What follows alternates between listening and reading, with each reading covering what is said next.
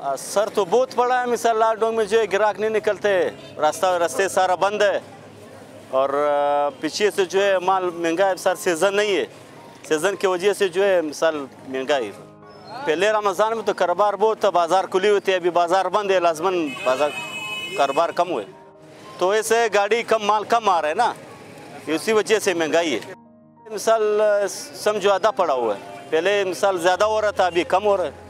Season जो है तरबूज के, खरबूजे के और केले के, बाकी जो आइटम है उसका सीज़न नहीं।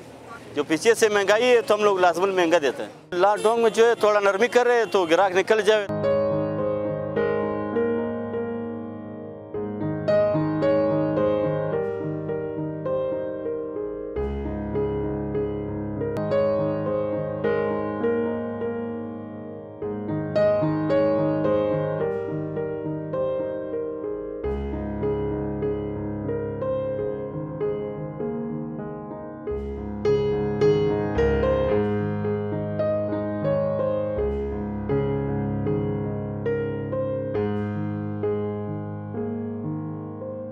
हम लोगों को बहुत मुश्किलात का सामना पड़ रहा है, क्योंकि हम लोगों को न सैलरी दे रहा है, सेठ न सैलरी दे रहा है, और ना हम लोगों को इतना महंगाई हो गया हमारे ऊपर कि हम लोग न कुछ ले सकते हैं, न कुछ बच्चों को दे सकते हैं, न भाई न बाप से मांग सकते हैं, न किसी को दे सकते हैं।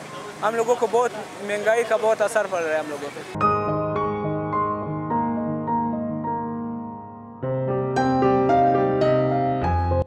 ज़मीन और आसमान का फ़र्क है पिछले और इस रमज़ान में। पिछले और इस रमज़ान में ज़मीन और आसमान का फ़र्क है। पिछले रमज़ान में सस्ता था कि अभी किसी चीज़ का भी हम लोग वो नहीं कर रहे हैं कि हम लोग किसी चीज़ का तवक्को नहीं कर सकते कि हम लोग ये ले या खावे कोई चीज़ ले। हम लोग अपने जेब का खर्चा पूरा नहीं कर सकते तो खा के हम लोग खावे या पिए। हम लोगों को इस लोगों को चाहिए कि लॉकडाउन ख़त्म करना चाहिए ताकि आवाम गरीब आवाम कुछ पाए, कुछ चीज़ दे।